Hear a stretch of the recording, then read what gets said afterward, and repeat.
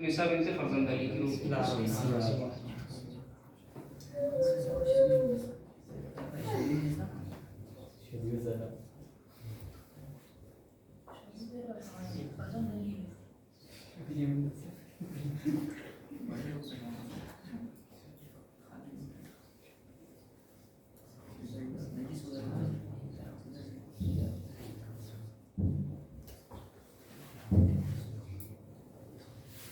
لا حول ولا قوة إلا بالله العلي العظيم. أعوذ بالله من الشيطان الرجيم. بسم الله الرحمن الرحيم. الحمد لله الذي هدانا لهذا وما كنا لنهتدي لولا أن هدانا الله. لقد جاءت رسل ربنا بالحق. ثم الصلاة والسلام على النبي الأمي المكي المدني القرشي الهاشمي الأقصي مولانا ومولى الثقلين جد الحسن والحسين نبي القاسم محمد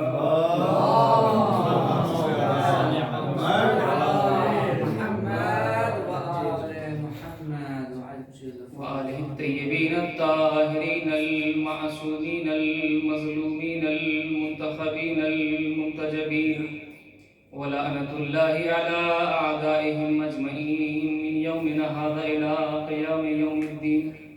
أما بعد فقد قال مولانا إمام جعفر الصادق عليه السلام. بسم الله الرحمن الرحيم. كونوا لنا زينا ولا تكونوا علينا شينا. اللهم صل على محمد وعلى محمد. اعزائي گرامی، محبان عزیز، معزز سامعین کرام، جس حدیث کریمہ کو آپ کے سامنے ساقامہ کلام قرار دیا ہے، اس میں ہمارے اور آپ کے چھٹے امام ارشاد فرما رہے ہیں کہ ہمارے لیے باعث زینت بننا، باعث ذلت نہ بننا. بہت ہی بہترین حدیث امام نے ارشاد فرمائی، اور گویا کہ پوری زندگی کا نچوڑ اس جملے میں امام نے قرار دے دیا ہے، کیونکہ یہ ایام امام کی شہادت کے چل رہے ہیں. اسی وجہ سے آپ کی حدیث کو سرنامہ کلام قرار دیا. انہی کی زندگی کے کچھ واقعات اور کچھ چیزیں آپ کے سامنے عرض کرنا ہے. عزیزوں، امام کا نام جو کہ جعفر تھا. جعفر جنت میں ایک نہر کو کہتے ہیں کہ جو ذائقے دار ہو، اس کو جعفر کہتے ہیں.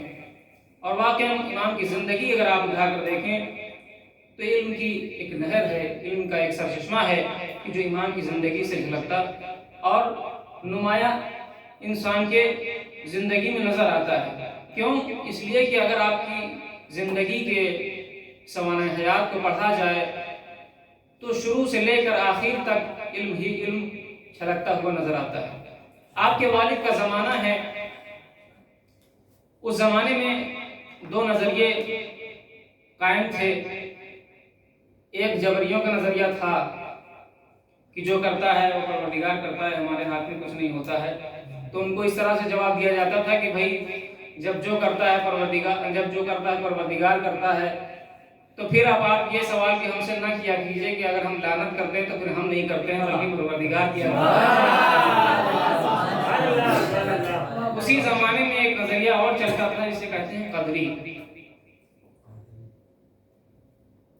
ان لوگوں کا یہ کہنا تھا کہ جو بھی چیزیں یعنی پروردگار نے بنا کر خلق کر کر چھوڑ دیے، باقی کوئی بھی دخل پروردگار عالم کا ہماری زندگی میں نہیں ہے. مثال لے لیجئے کہ جیسے یہ مائک بنانے والے نے اس کو بنا کر آپ کے سامنے پیش کر دیا. اب اس میں چاہیے آپ بہترین چیز استعمال کیجیے، چاہیے اس سے بری چیز استعمال کیجیے. اب اس کا کوئی دخل نہیں ہے، یعنی بنانے والے کا کوئی دخل نہیں ہے. آپ بنانے والے کے اوپر کوئی آبجیکشن نہیں کر سکتے کہ یہ بری چیز انجام دے رہی ہے. تو جب یہی نظریہ لے کر قدریوں کا بہت بڑا عالم امام کی خدمت میں آیا تو امام نے اشارہ کیا کہ جاؤ میرے بیٹے جو 3 سال کے ابھی ہیں، یعنی امام جعفر صادق علیہ السلام کی خدمت میں آ کہ جاؤ تمہیں یہ بیٹا میرا جواب دے گا۔ قدریوں کا سب سے بڑا عالم دین ہے، ایک مرتبہ شرمندگی محسوس کرتا ہے کہ میں اس 3 سال کے بچے سے کیا گفتگو کروں، کیا جواب حاصل کروں۔ تو ایک مرتبہ مولا کی خدمت میں آیا اور آنے کے بعد مولا سے جب سوال کرتا ہے تو مولا نے کہا کہ سورہ الحمد آتی ہے؟ کہا جی بالکل آتی ہے۔ کہا پڑھو۔ کہا بسم اللہ الرحمن الرحیم الحمدللہ رب العالمین الرحمن الرحیم مالک یوم الدین ایاک نعبد و ایاک نستعین۔ کہا بس یہیں پہ رک جاؤ۔ کہا مولا کیوں رک گئے؟ کہا بتاؤ ایاک نعبد و ایاک نستعین کا ترجمہ کیا ہو گیا؟ بس سمجھ گیا۔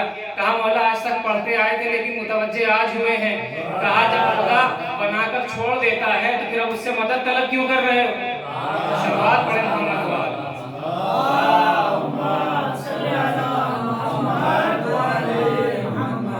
اس نے بنا کر چھوڑ دیا، اب اس سے مدد طلب کرنے کا کیا نتیجہ ہے؟ شروعات پڑھیں محمد وال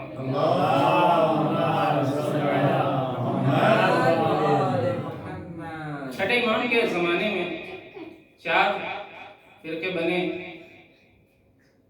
جیسے کہ آج ہم 4 فرقوں کو جانتے ہیں، اور اگر دیکھا جائے تو یہ صرف نظریاتی چیز ہے، لیکن اگر اسے انسان سمجھ سکے تو یہ ایک ہی فرقہ ہے، لیکن انسانوں کی سمجھ کی وجہ سے 4 فرقے بن گئے، جسے ہم آپ سب جانتے ہیں، جعفری، حنبلی، شافعی، اس طریقے سے 4 فرقے بن گئے۔ یہ کون ہیں؟ امام ہیں امام جعفر صادق، اور کچھ ان کے شاگرد ہیں اور کچھ شاگردوں کے شاگرد ہیں۔ ان لوگوں کی وجہ سے نظریے قائم ہو گئے۔ اب قائم کیوں ہوئے، بنے کیوں، وہ آپ سب جانتے ہیں کہ اسی لیے مختلف کیا گیا تاکہ اپنی اپنی رائے پیش کر سکیں، اپنا اپنا انداز پیش کر سکیں۔ کیونکہ امام کے زمانے میں 12 حکومتیں گزری ہیں، 12 خلیفہ گزرے ہیں۔ امام کے آخری زمانے کا ذکر آپ کے سامنے کر دیا جائے کہ آخری زمانے میں جو امام کے زمانے میں خلیفہ گزرا ہے اس کا نام تھا منصور دوانقی۔ وہ یہ چاہتا تھا کسی بھی طریقے سے اس چراغ الہی کو خاموش کر دے۔ کیوں؟ کیونکہ وہ اپنے ظلم کو پھیلا نہیں پا رہا تھا، جو چیزیں وہ کرنا چاہتا تھا کر نہیں پا رہا تھا۔ کیسے پھیلائے ظلمت، کیسے پھیلائے لوگوں کے ہوتے۔ اس نے بہت کوششیں کی، بہت سے عالم دین، فلاسفہ، ذہانت رکھنے والے انسانوں کو اکٹھا کیا کہ تم آؤ اور آنے کے بعد امام سے سوالات کرو کہ جس کا جواب امام نے دے سکے۔ لیکن ہائے رے قسمت اس کی، اس وقت امام نے جو درس دیے ہیں، 4000 طلبہ امام کی خدمت میں درس حاصل کیا کرتے ہیں۔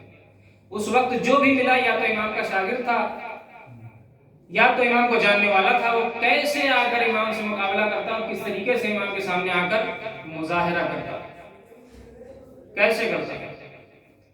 تو اس نے پکڑا ایک ایسے شخص کو کہ جو امام کا ہی شاگرد تھا، نعمان کو، جس نے کہا کہ لولا سنتان لہلک النعمان، پکڑ کے لایا بھی تو 2 سال والے کو، یہ 2-3 کے چکر پڑیں گے تو یہی ہوگا۔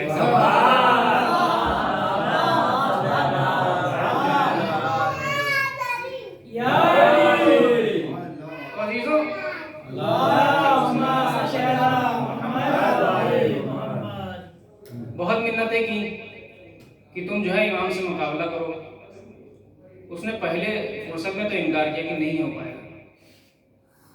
تو جب منصور دیوانقی نے دیکھا کہ یہ حالت ہے تو ایک مرتبہ اس سے لالچ دی، کہا جتنا مال کہو گے اتنا مال دوں گا کہ تمہاری 7 پشتے بیٹھ کر کھائیں۔ جہاں لالچ آئی وہاں مقابلہ آیا، ایمان اور گیا۔ اب اس نے کہا ٹھیک ہے مجھے کچھ وقت چاہیے۔ وہ کچھ وقت جانتے کتنا؟ وہی 3 یا 4 مہینہ۔ اس نے مدت مانگی کہ مجھے چاہیے۔ 40 سوال اس نے بنائے، اور بنانے کے بعد کہا کہ اب جو ہے کہ نعمان بن ثابت جو ہے امام کی خدمت میں حاضر ہونے کے لیے تیار ہے۔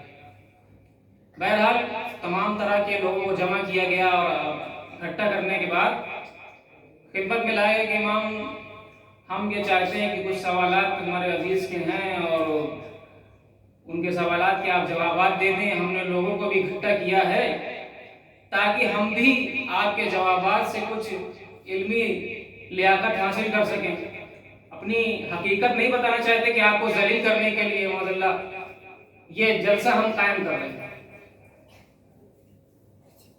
تو عزیزوں آخر میں جلسہ قائم ہوا. امام تشریف لے کے آئے. امام بعض موارد پہ ملتا ہے، بعض علماء ذکر کرتے ہیں کہ امام نے بتایا کہ ہاں انہیں جانتے ہیں، بعض مرتبہ کہا کہ ہاں یہ ہمارا شاگرد ہے. بہرحال اس نے سوال کرنا شروع کیا. امام ہمیں یہ بتائیں کہ ذبیحے اور مردار میں فرق کیا ہے. 2 سال پڑھائی کا یہی نتیجہ ہوتا ہے، اسی لیے انسان کو پوری پڑھائی کرنا چاہیے.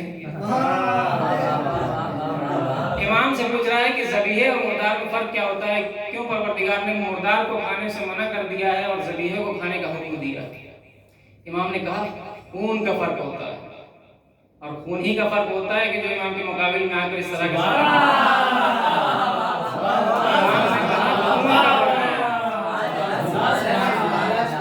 خون کا فرق ہے. کہا مولا کیسے؟ کہا جو ذبیحہ ہوتا ہے اس کا خون نکل جاتا ہے، لیکن جو مردار ہوتا ہے اس کا خون اس کے جسم میں رہ جاتا ہے. اس وجہ سے اس کا کھانا انسان کے لیے حلال نہیں ہے. مولا پروردگار تو بہت عظیم ہے، اس نے کیوں خون کو ایسا بنایا کہ یہ جو مردار ہے یہ خراب ہو جائے، یہ مطلب ایک نعمت ہے وہ ضائع ہو جائے گی. پروردگار نے خون کو ایسا کیوں بنایا؟ وہ اس کے اندر صلاحیت رکھ دیتا یا اس طرح چیزیں کر دیتا. مولا نے کہا کہ دیکھو پروردگار نے جو چیز جس لائق تھی اسے ویسا قرار دیا، اور انسان کے لیے جو نقصان دہ چیز تھی اس سے انسان کو روکا. اس کا سوال بڑا کہ مولا خون میں ایسی کیا چیز ہے، خون کھانے سے کیا ہو جائے گا انسان کو؟ دیکھیے آج سے 1400 سال پہلے امام اس کا جواب دے رہے ہیں. آج کا زمانہ ہمارے کو سائنس کا دعویٰ نہ دکھائے کہ ہم سائنس آگے بتا رہے ہیں. امام آج بتا رہے ہیں کہ دیکھو ذبح کرنا کیوں ضروری ہے، مردار کھانا کیوں تمہارے لیے حرام ہے. امام نے اسی وقت بتا دیا دیکھو اگر تم خون کھاؤ گے تو اس سے تمہیں برس کی بیماری ہو سکتی ہے، تمہارا دل سخت ہو سکتا ہے، تمہارے جسم میں بدبو پیدا ہو سکتی ہے. صلوات پڑھ محمد.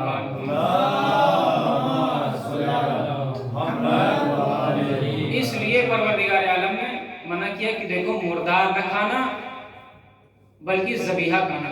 مولا جب ذبیحہ ہی ہے تو پھر یہ بتائیے کہ مچھلی کا ذبیحہ کیا ہوتا ہے. دیکھیے ڈھونڈ ڈھونڈ کر سوال لے کر آیا، نہیں جانتا کہ کہاں بیٹھا ہے. مولا نے کہا بالکل صحیح سوال کیا کہ ذبیحہ کیا ہے مچھلی کا. کہا مچھلی کو بس پانی سے نکال لینا ہی اس کا ذبیحہ ہوتا ہے. کہا کہ مولا ذبیحہ پانی سے نکال لیں گے ذبیحہ ہو جائے گا جبکہ جانور کاٹا جاتا ہے، اس طرح سے اس کے ذہن میں خیالات تھے. تو مولا نے کہا ہاں کہ اگر وہ پانی کے اندر ہی مر جائے تو اس کا ذبیحہ نہیں ہوگا. کیوں؟ اس لیے کہ یہ مچھلی جب پانی سے نکلتی ہے تو چھڑبڑاتی ہے، تڑپتی ہے، اور جب یہ تڑپتی ہے تو اس کے اندر جو مضر چیزیں ہوتی ہیں وہ اس کے سر میں آ کر جمع ہو جاتی ہیں. جب یہ چیزیں سر میں آ کر جمع ہو جاتی ہیں تو یہ مچھلی انسان کے لیے ذبیحہ قرار پاتی ہے اور انسان کے لیے مضر نہیں رہ جاتی ہے. صلوات پڑھ محمد. کتنی جلدی جلدی امام شاگردوں کو اپنے جواب دے رہے ہیں. مولا جب خدا ہر جگہ موجود ہے تو پھر اس نے قبلے کے طرف رخ کر کے نماز پڑھنے کا حکم کیوں دیا؟ کہا دیکھو اس لیے حکم دیا تاکہ نظم و ضبط باقی رہ جائے، ورنہ کوئی ادھر نماز پڑھ رہا ہوتا، کوئی ادھر نماز پڑھ رہا ہوتا، کوئی کہیں نماز پڑھ رہا ہوتا. ایک سلوات پڑھے محمد وال.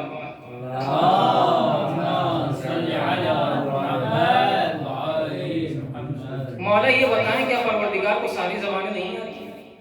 یہی 2 سال کا نتیجہ. کہا ساری زبانیں آتی ہیں. پروردگار نے پھر کیوں نماز کو عربی میں قرار دیا؟ ہندی میں بھی کہہ دیتا، انگلش میں بھی کہہ دیتا، ساری زبانوں میں کہہ دیتا. ہر انسان اپنے زبان میں اور ترجمے میں نماز کو پڑھتا اس کے لیے بہت بہتر رہتا.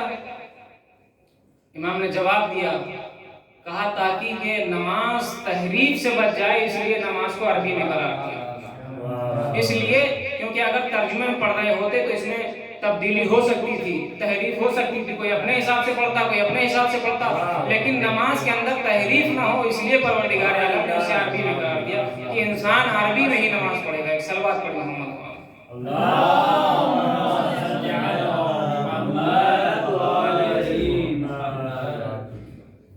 اب امام سے پھر یہ کہتا ہے کہ مولا یہ بتائیں کہ ہم نے یہ دیکھا کہ جو سنی حضرات ہیں، جو شیعہ نہیں ہیں، وہ نماز کے بھی پابند ہیں، قرآن کے بھی، تلاوت کے بھی، ہر طرح سے وہ پابندی دکھاتے ہیں دین میں، اور جو آپ کے شیعہ افراد ہیں وہ سست نظر آتے ہیں۔ تو امام نے اسے جواب دیا کہ بالکل یہ بات تم نے ٹھیک کہی۔ شیطان نے کوشش کی، پورا زور لگا لیا کہ انسان کے عقیدے و شیعہ کے عقیدے کو خراب کر سکیں، لیکن خراب نہیں کر پایا۔ تو اس کے اعمال میں کوشش کرنا شروع کی کہ اس کے اعمال میں کسی طریقے سے سستی لائے، اور سستی لے بھی آیا۔ لیکن ہمارے شیعہ سست ضرور ہے لیکن اعمال انجام دیتے ہیں، لیکن تمہارا عقیدہ فاسد تھا، تمہیں اپنے حال پہ چھوڑ دیا کہ جیسے وہ تو ہمارے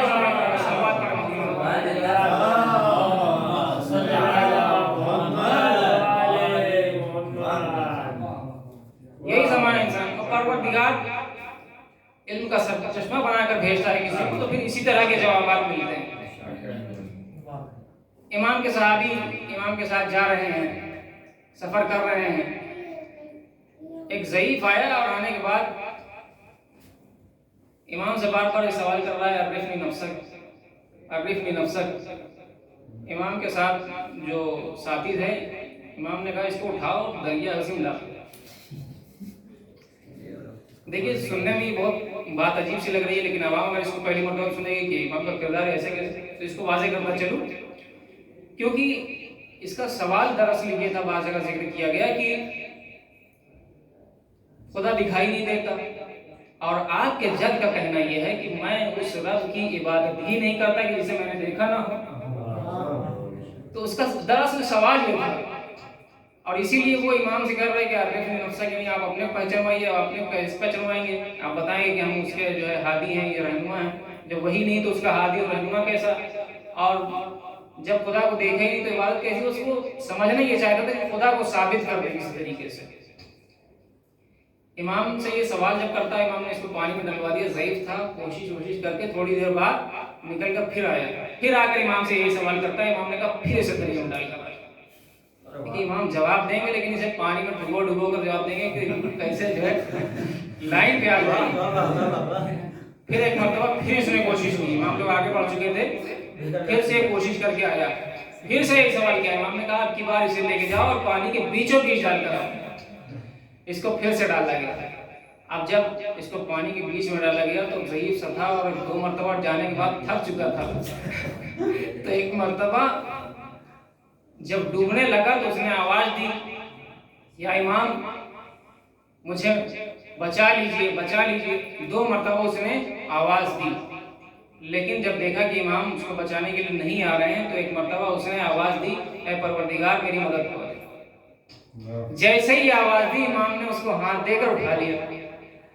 ایک مرتبہ جب وہ باہر آیا تو آنے کے بعد یہ کہہ رہا ہے کہ امام میں پہچان گیا کہ آپ کون ہیں، میں پہچان گیا کہ پروردگار کون ہے، اس لیے کیونکہ جب میں نے 2 مرتبہ آپ کو آواز دی تو آپ میری مدد کو نہیں آئے، لیکن جیسے ہی میں نے پروردگار عالم کو آواز دی تو چاروں سمت آپ ہی نظر آ رہے تھے۔ تو پتہ یہ چلا کہ جب انسان پروردگار عالم کی طرف متوسل ہوتا ہے اور پروردگار عالم کی معرفت اس کے اندر آ جاتی ہے اور وہ پروردگار عالم سے نجات طلب کرتا ہے، تو پروردگار خود نہیں آتا، اپنے ذریعے کو بھیج دیا کرتا ہے۔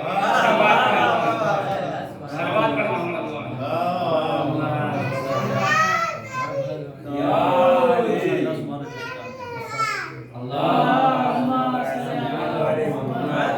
اور ایسے ہی کئی سوالات ہیں جو امام سے کیے گئے۔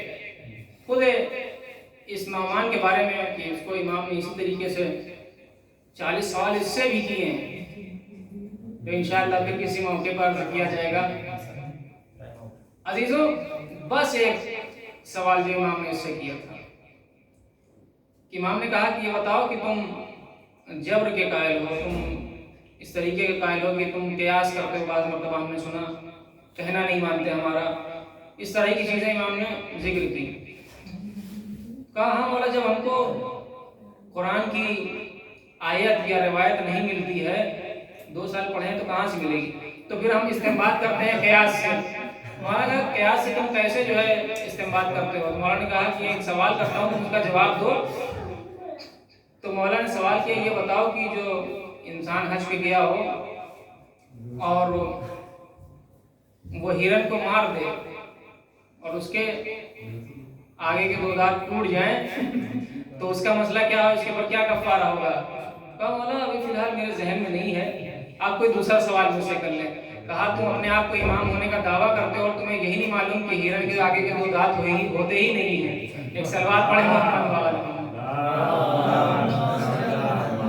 تو امام گویا بتانا چاہ رہے تھے کہ دیکھو امام ہونا کوئی آسان بات نہیں ہے، یہ جوابات امام کی یہی نہیں ہیں بلکہ یہ عطائے پروردگار ہے، اور اسی علم کی قدر انسان نے کہاں کی؟ عزیزوں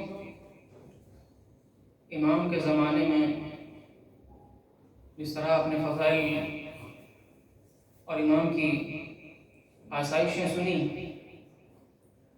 منصور دوانی کی جب یہ دیکھتا ہے کہ امام کو کسی بھی طریقے سے ہم بس میں نہیں کر سک رہے ہیں، تو پھر ایسی صورت میں وہ امام کو زہر دینے کے لیے تیار ہو جاتا ہے۔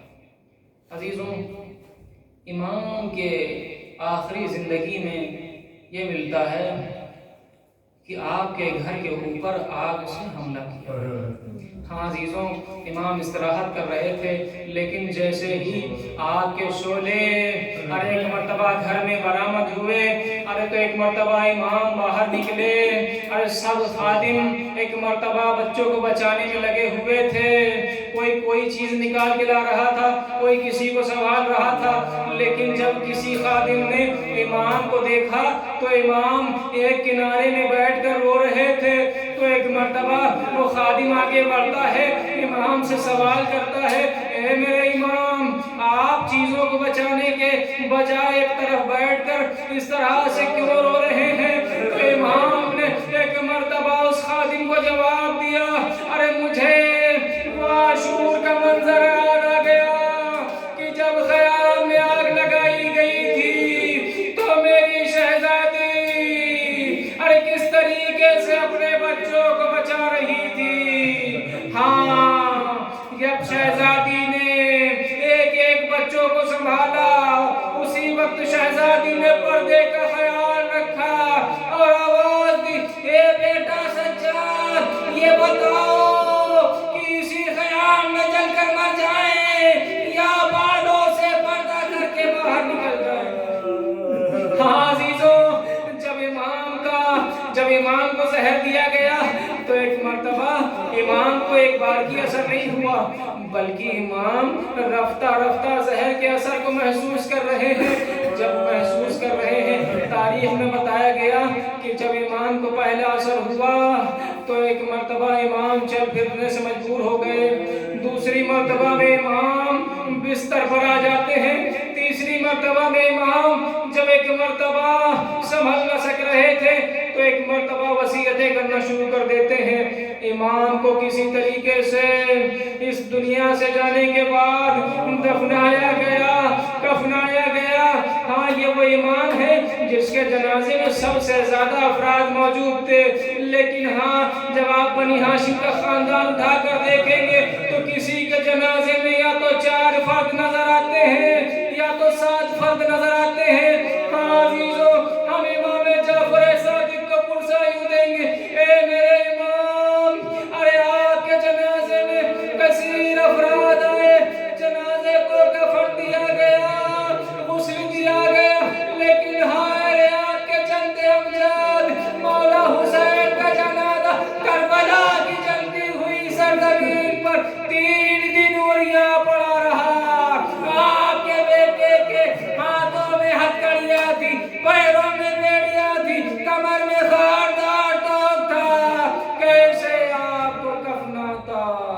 کیسے آپ کو غسل دیتا، کیسے آپ کی تدفین کرتا۔ الا رحمت اللہ علی القوم الظالمین رضا بقضائہ و تسلیما بامرہ۔